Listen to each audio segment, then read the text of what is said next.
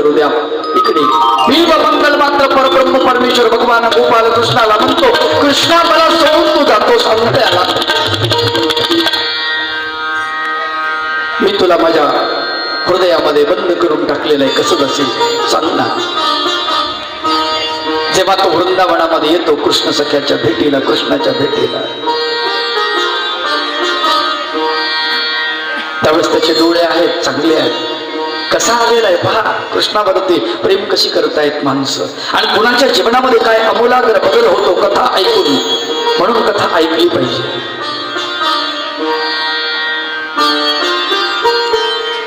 कृष्णावेणीच्या नदीच्या काठावरती असलेला हा बिल्व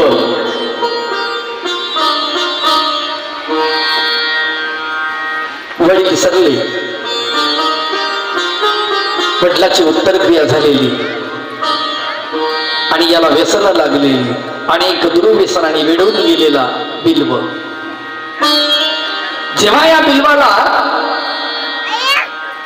वडिलाचं श्राद्धाचा दिवस आणि त्या दिवशी सुद्धा धोधो पाऊस कोसळतोय, नदीला पूर आलेला आहे कृष्णावेणी, आणि त्या पुरातून तो पलीकडे असलेल्या वेशीच्या घरी जाण्याची तयारी करतो.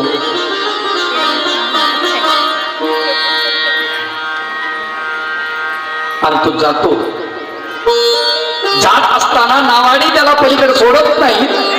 काय करावं, नावाड्याला म्हणतो तुमचे नाव द्या, मी पलीकडे जायचंय. ते म्हणतात वेडा झालास काय तू, हे आमचं पोट भरण्याचं साधन, तुला मरायचं तर मर, आम्ही तुला आमचे नाव देत नाही. वारं सुटलेला आहे, धो धो पाऊस कोसळतोय, विजा चमकताय, आणि अशा अवस्थेमध्ये बिल्व विचार करतो पलीकडे कसा जाऊ. एक ओंडका आलेला आहे, पाहत पाहत पाहत त्यांनी बघितलं, ओंडक्याला पकडलं, त्या ओंडक्यावरती स्वार झाला, हाताला पाणी मारत मारत पलीकडच्या काठावरती गेला. ओंडक बाजूला ठेवलं, वापस येताना मला ओंडक लागेल म्हणून वेशीच्या महालामध्ये जाण्यासाठी तयार आहे. मागच्या खिडकीमध्ये त्याला दोर दिसला, त्या दोराला पकडून तो आतमध्ये गेला. त्याला वाटलं वेशीचे माझ्यावरती प्रचंड प्रेम आहे, बघा माझ्यासाठी दोर लोक म्हणून ठेवला तिने. हा आतमध्ये गेला, दोराला पकडून आतमध्ये गेला, जसा धाप तशी खिडकीतून उडी टाकली, ती वेश्या दचकली. कोण? हा म्हणाला मी बिल्व. कंदिलाची वाट मोठी केली, बघितलं हिनं कपाळावर हात मारून, अरे कसा आलास, धो धो पाऊस कोसळतोय, या महापुरातून तू आलास कसा? आलो म्हणाला, माझं तुझ्यावरती प्रेम आहे. तिने त्याच्या हाताला पकडलं, कसा आला मला सांग. म्हणाला या ओंडक्यावरती बसून आलो. तिनं निरखून ते ओंडका पाहिला, तो ओंडका नव्हता, एका स्त्रीचं सडलेलं ते प्रेत होतं. त्या प्रेतावर तो बसून आलेला होता. कामातुरम न भयम न लज्जा. कामातुर माणसाला भीती नसते, लाजही नसते. ती म्हणाली, अरे बिल्वा, अरे का सडलेल्या स्त्रीचं प्रेत आहे रे, याच्यावर बसून तू आलास, कमाल आहे तुझी. हो माझं तुझ्यावरती प्रेम आहे, प्रेम आहे. असं कुठं प्रेम असतं, वेड्यासारखं. हाताला धरलं, खिडकीपाशी नेलं, विचारलं बरं कसं आला. ते काय म्हणे, तू दोर लोंबकळून ठेवला. दोर मी नाही. जेव्हा बघितलं तो दोर नव्हता, एक अस्सल असा काळा नाग होता, विषारी. त्याचं मुंडक खिडकीच्या पट्टीमध्ये अडकून फसलेलं होतं. तो तिथे गतप्राण झालेला होता. अरे हा साप होता रे काळा, हा काळ सर्प होता. तुला चावला असता, दंश केला असता, तात्काळ तो गतप्राण झाला असतास. हो माझं प्रेम आहे तुझ्यावर. अरे असं कसलं वेड प्रेम रे. आतमध्ये गेलं, बसवलं पलंगावरती, त्याच्या शेजारी बसलं. थोड्या वेळानं त्याची हानवटी पकडली, वर केलं. माझ्या डोळ्यात बघ, बघ माझ्या डोळ्यात काय रे, माझ्या चेहऱ्यावरती काय रे असं. ज्या चेहऱ्यावर तू बघतोस ना, 20-25 वर्षानंतर या चेहऱ्याला अचूकत्या पडतात. डोळ्यातून चिपड बाहेर, गळगळ डोळे भळभळणार. नाकातून शेपूड वाहणार, तोंडातून लाळ बांध पडणार, दंतपाटी उफळून जाणार. हे माझं सौंदर्य असंच राहील का रे? आणि त्यावेळेस खरंच तू माझ्यावर प्रेम करशील? नाही रे बिलवा, या वेळेला माणसावर कुणीच प्रेम करत नाही, फक्त भगवंत करत असतो, फक्त भगवंत. अरे माझ्या कृष्णावरती इतकं प्रेम केलं असताना तुझं कल्याण झालं असतं रे, तुझं कल्याण झालं असतं. वेळा काय केलंस रे? सडक्या देवावरती प्रेम करतोस तू वाया घातलं तू जीवन. अरे ब्राह्मणाचा मुलगा तू, तुझं वर्ष श्राद्ध वडिलाचं, आणि त्या दिवशी सुद्धा तू माझ्याकडे आला. असं कसं अधपतन झालं ते तू? त्यालाही खरंच वाटलं गोष्ट खरी. आपण इतके रसातळाला गेलो. बिलवानं तिचे पाय पकडले, सांगितले माऊली तू माझी गुरु आहेस. कोणामध्ये काय बदल होतो कोणाच्या उपदेशाने सांगता येत नाही. त्याला फार मोठा माणूस पाहिजे असं नाही आहे. कृष्णावरती प्रेम करणारा साधा साधक सुद्धा त्याच्यामध्ये इतकी पावर असते की त्याच्या त्या ताकदीनं त्याच्या जीवनामध्ये आमूलाग्र बदल होतात. फक्त कृष्णावरती प्रेम पाहिजे.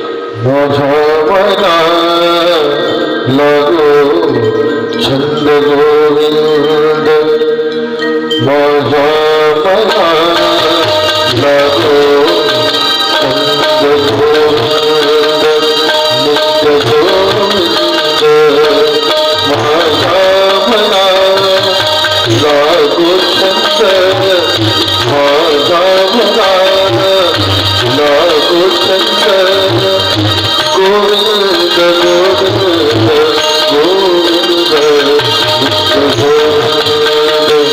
नित्य गोविंद माझा मना लागो छंद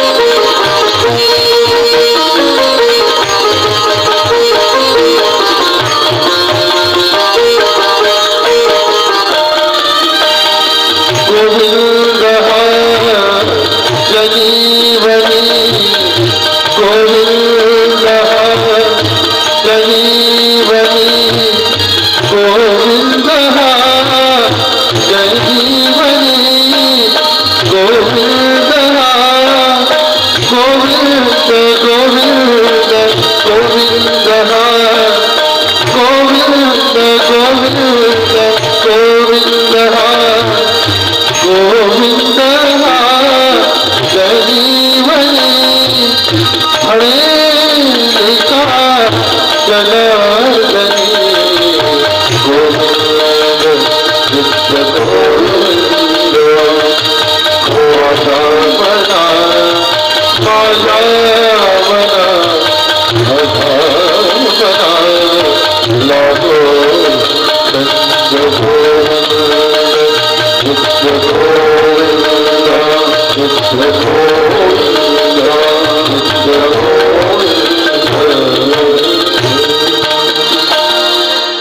परब्रह्म परमेश्वर भगवान गोपाल कृष्णाचं नाम घेताच क्षणी याला वेद झाला आणि त्या वेशीच्या शब्दामध्ये एवढी ताकद की याला जीवनाचं तत्वज्ञान कळलं. पटकन पाय पकडले, तसाच वृंदावनचा रस्ता धरला, म्हणाला आता मी घरी वापस जाणार नाही, कारण आता वापस गेलो तर माझ्या जीवनाला अर्थ नाही, आता कृष्णाच्या भेटीला जाईल. आणि तो वृंदावनाकडे निघाला. श्री कृष्ण गोविंद हरे मुरारी नाथ योगेश्वर वासुदेव. श्री कृष्ण गोविंद हरे मुरारी नाथ योगेश्वर वासुदेव. नाथ योगेश्वर वासुदेव. नाथ योगेश्वर वासुदेव. नाथ योगेश्वर वासुदेव. नाथ योगेश्वर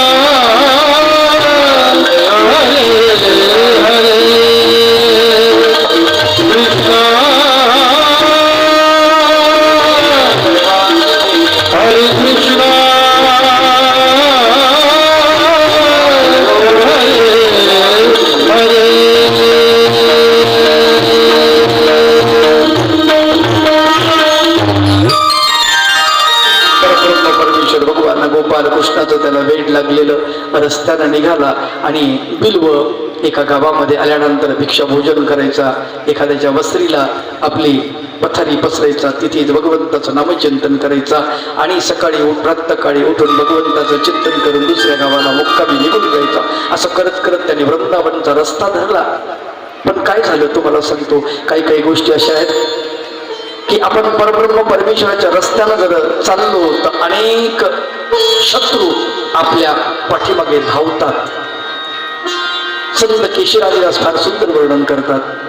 मी प्रवर्तला परमार्गी तव महाविघ्ने केली लागी, लेहुणी विचाराची वज्रांगी प्रबोधू भरसे पराभविली. ते म्हणतात मी सन्मार्गाला लागलो, मी प्रवर्तला परमार्गी तव महाविघ्ने केली लागी. विकार रूपी विघ्नांनी माझ्यावर आक्रमण करायला सुरुवात केली. बिल्बाचं असंच झालं. एका गावामध्ये गेला आणि गेल्यानंतर भिक्षा मागत असताना त्याला एक सुंदर तरुणी दिसली रस्त्यामध्ये. त्या तरुणीकडे बघितलं आणि कामदेवाने याच्यामध्ये प्रवेश केला. किती वाईट आहे मला सांगा, परमेश्वराच्या रस्त्यानं जाणाऱ्या माणसाला जर असा त्रास होतो तर जे परमेश्वराच्या रस्त्यानं जात नाही त्यांची काय अवस्था असेल सांगा. आणि संकट परमेश्वराच्या रस्त्याने जाणाऱ्या माणसाच्या रस्त्यामध्येच असतात, काटे त्याच्या रस्त्यामध्येच असतात. बिल्वाला कामदेवाने दंश केला.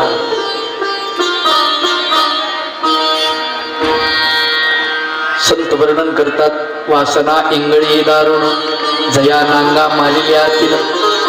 अवघड आहे म्हणाले. बिल्व त्या स्त्रीकडे पाहून वेदल्या गेला आणि तिच्या पाठीमागे वेड्यासारखा जायला लागला. ती स्त्री घाबरली, बावरली. सुंदर तरुणी देखणी होती, पण कुणी वेडा पुरुष, दाढी वाढलेली, जटा वाढलेल्या, फाटकी वस्त्रांवर परिधान असलेली. आणि हा वेडा माणूस आपल्या मागं काय लागला म्हणून ती घाबरली. ती बाई, ती तरुण स्त्री आपल्या घरामध्ये गेलेली आहे. पळत पळत तिच्या पाठीमागे तिच्या घरातल्या दरवाजाला थाप दिली. दरवाजा लावण्याच्या आतमध्येच आणि दरवाजा लोटला. अक्षरशः ती आतल्या घरामध्ये गेली. तिचा पती होता. तिला घाबरलेली बघून तो आपल्या जागेवर उठला. काय झालं, का पळते सासू? हो म्हणजे कोणीतरी वेडा माणूस माझ्या मागे लागलेला आहे. वेडा माणूस मागे लागला. अगं असेल त्याला भूक लागली असेल, भाकरीसाठी तो फिरत असेल बिचारा. नाही नाथ नाही, त्याची नजर चांगली नव्हती, विषयाची नजर होती. त्याला विषयाची भूक लागलेली आहे, त्याला विषयानं पिस केलेला आहे. तो ब्राह्मण उठला. त्यांनी बघितलं याच्याकडे, भनंग भिकारी असलेला. खरं तर त्याला दया आली. तो म्हणाला, परब्रह्म परमेश्वरा, अरे याच्या माग का लागलाच नाही बाबा, याच्याकडे काय आहे? हे विकारा, विकारानं आम्हाला परेशान केलं, परेशान केलं. अर्वाचीन काळामध्ये विदर्भात एक संत होत गेले, ज्यांचं नाव तुकडोजी बाबा. ते वासनेलाच म्हणतात, वासने अगं आम्हाला किती त्रास देणार आहेस तू? वासने तुझं भोवती किती जन्म घालावे आम्ही, भोगणे संपेल का, भोगणे होतील का कमी. अगं वासने आम्हाला देवाकडे जायचंय, नको आडू ग. अनेक जन्म आम्ही तुझ्या भोवती फिरलो, तुझ्या भोवतीच फिरलो. अनेक जन्मांचे तू वाया घातलेस वासने. देवाकडे आम्हाला जाऊ दिलं नाहीस, तू आडवी आलीस, आमचा सत्यानाश केलास, तूच केलास वासने. आता आम्हाला क्षमा कर, आम्हाला देवाकडे जाऊ दे ना. वासनेलाच भजन करतात. हो, अशी ही वासना त्या बिल्वाला डसलेली. बिल्वाला डसलेली वासना. त्या ब्राह्मणाने त्याला विचारलं, काय पाहिजे, का आलात माझ्या घरी? म्हणाला, आता गेली ती स्त्री तुमच्या आतमध्ये घरामध्ये. हो, माझी पत्नी आहे. काय काम आहे? मला तिला बघायचंय. बघायचंय? बर अगं बाहेर ये. ती हळूच डोक्यावर पदर घेऊन बाहेर आली. अगं उभी राहा याच्या पुढे उभी राहा. त्यांना तुला बघायचंय असं म्हणतात.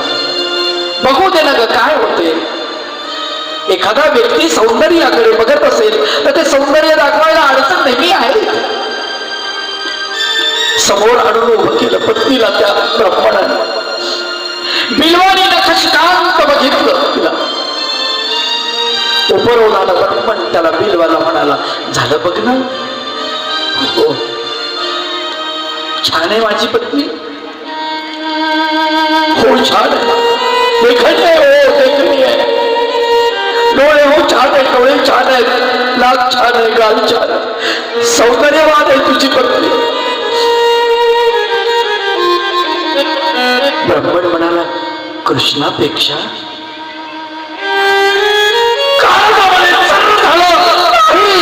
नाही कृष्णापेक्षा नाही. चूक झाली माझी. कृष्णापेक्षा तुझी पत्नी सुंदर नाहीये. कृष्णाचं सौंदर्य कुठे. अप्रतिम दिव्य लावण्य तेजा ते नाहीये. हे परमेश्वरा काय झालंय मला. बिलवंत साच भरल्या डोळ्यांनी त्या घरातून बाहेर निघाला. परमेश्वरा तुझ्या रस्त्याने येत असताना कामदेवाने माझे डोळे खराब करावे. माझ्या डोळ्यांनी पाप दिसावं. इतका पापी मी नाही पाहिजे. मला हे डोळे नाही लागत. नको. बेलाचे झाडाचे काटे कुणीतरी तोडून टाकल्या होत्या फांद्या. 2 काटे उचलले बेलाचे डोळ्यामध्ये ठासकसी खोपसले. डोळे भरून टाकले. नको येत असे डोळे नाही पाहिजे. ज्या डोळ्याने पाप दिसते ते डोळे मला नको आहेत.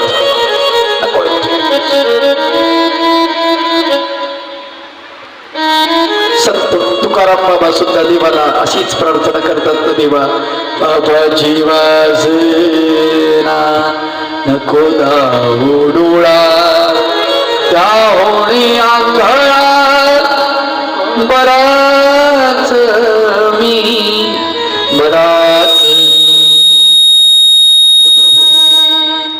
पापाची वासना नको जाऊ डोळा त्याहून आंधळा बराच. यंदेचे श्रवण नको माझे कानी पदीर करुणी ठेवी देवा. अपवित्र वाणी नको माझे मुखा त्याजून मुखा बराच. बिलव चाललेला वृंदावनामध्ये पण आता चालता येत नाही. खड्ड्यात पडला. कारण दिसतच नाही डोळ्याने. मुखात भगवंताचं नामचिंतन. खड्ड्यामध्ये पडला. विचार करतो आता काय करायला पाहिजे.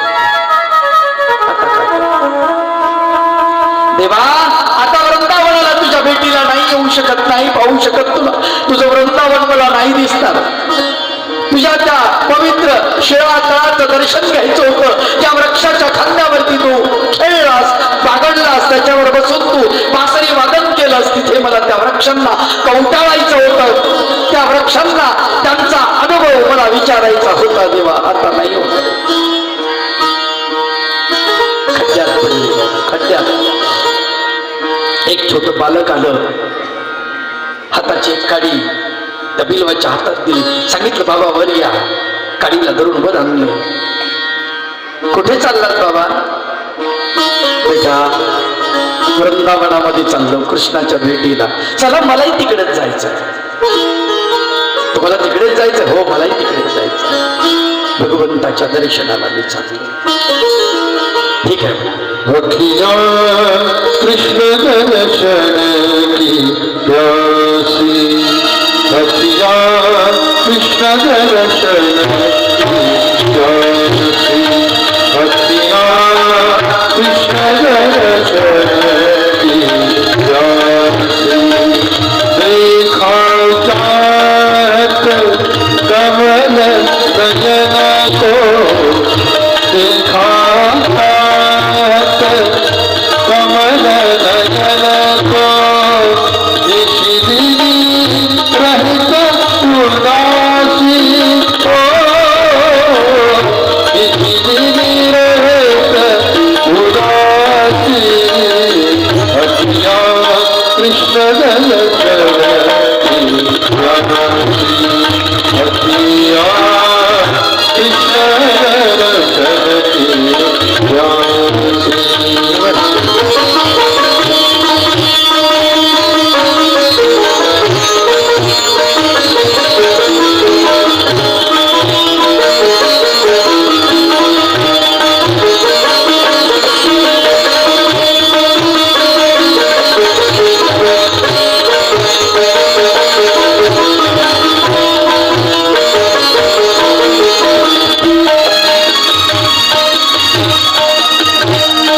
शरतील मोती हलती माला वृंदावन देवासी ओ वृंदावन देवासी नेह लगाए याद कर ऋण सब तार गए कल पासी अखिला कृष्ण चढ़ती जाती अखिला कृष्ण चढ़ती जाती अखिला कृष्ण चढ़ती जाती अखिला कृष्ण चढ़ती जाती अखिला कृष्ण चढ़ती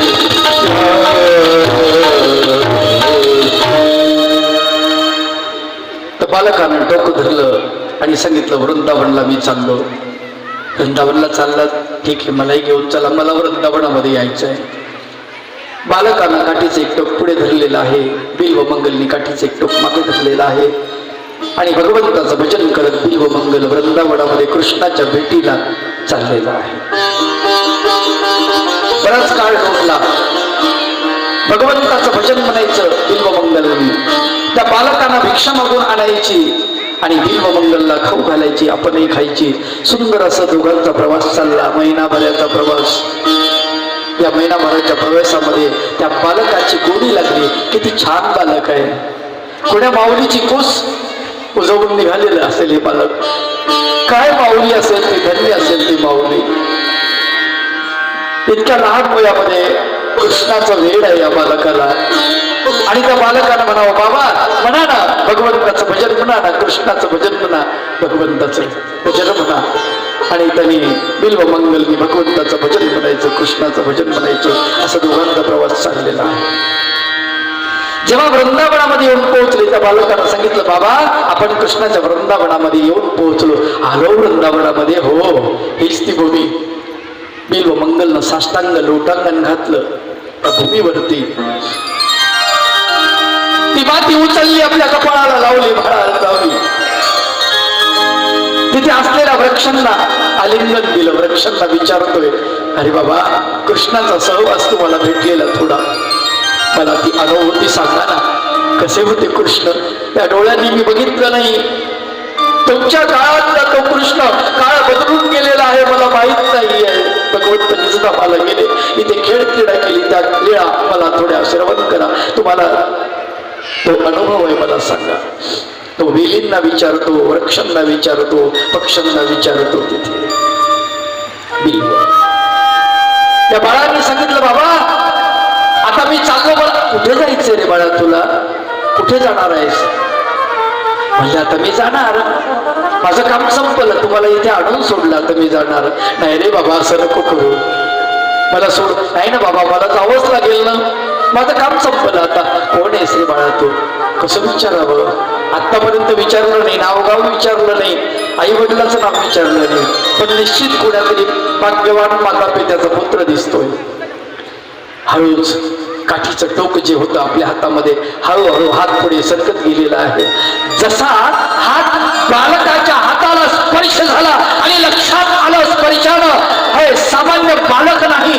कोण आहेस तू? हात पकडला पटकन, बिलवाजी हात पकड. कोण आहेस तू? बाबा मी एक सामान्य बालक आहे. नाही, आंधळ्याची चेष्टा जग करतो, तूही आंधळ्याची चेष्टा करतोस कृष्णा. त्या नेत्राला दिसत नाही म्हणून काय झालं, अंतःचक्षुने मी तुला ओळखलेलं आहे. तू माझा सखा आहेस, माझा कृष्ण आहेस. तू मला घेऊन इथे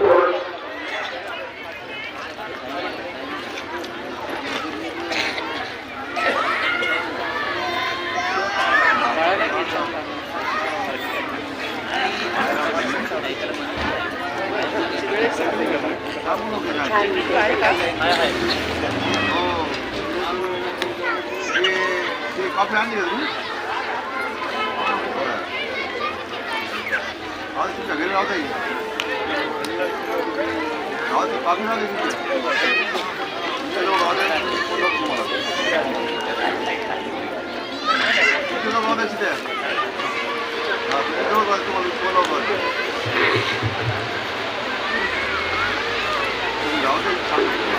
भगवंता, लोक आंधळ्याची चेष्टा करतात, तूही करतोस का रे? तुझ्यात ताकद असेल तर माझ्या हाताला इसका मारून जाय तू. मला माहिती आहे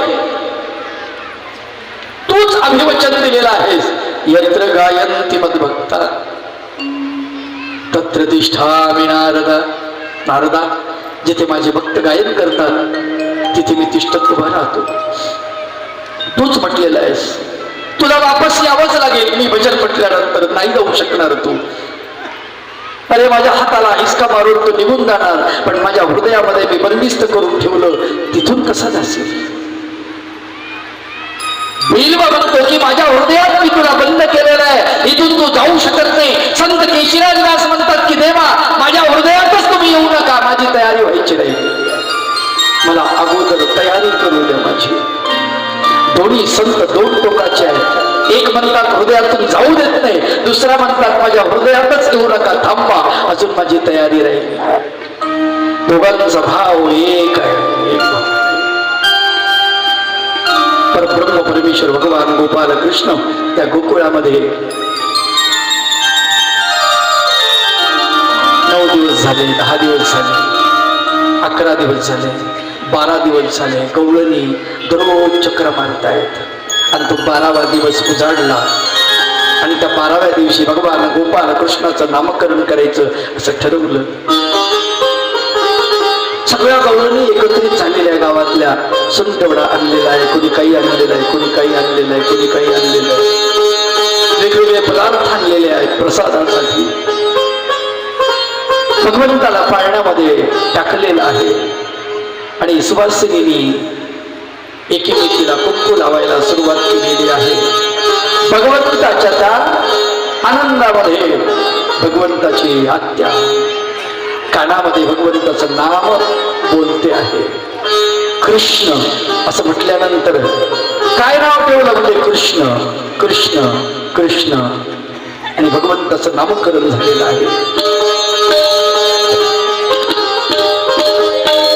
बाळा गोरे कुलभूषणा नंदाचा नंदना, बाळा गोरे कुलभूषणा नंदाचा नंदना, बाळा गोरे त्रिपुराची बाळा मनमोहना परमानंदा कृष्ण, बाळा गोरे कुलभूषणा नंदाचा नंदना, बाळा गोरे.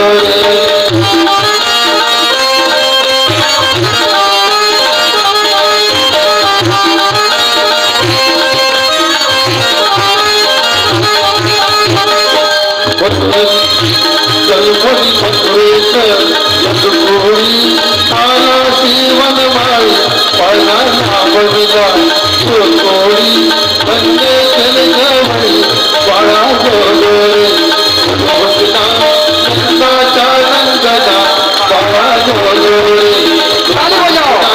नंदाचा नंदना, बाळा गोरे. शाळेत करुणी मारे मोखोनी गलक शृंखला गोडोरी यमुना दुभोनी, बाळा गोरे कुलभूषणा नंदाचा नंदना, बाळा गोरे. वाल्मिकी गाना श्री कृष्णा वेघनी वारला शेष भावला नंदना उंचवणी फळा, बाळा गोरे कुलभूषणा नंदाचा नंदना, विश्वव्यापिना पालक उद्वेदंतातक प्रेमभक्तांचा पालक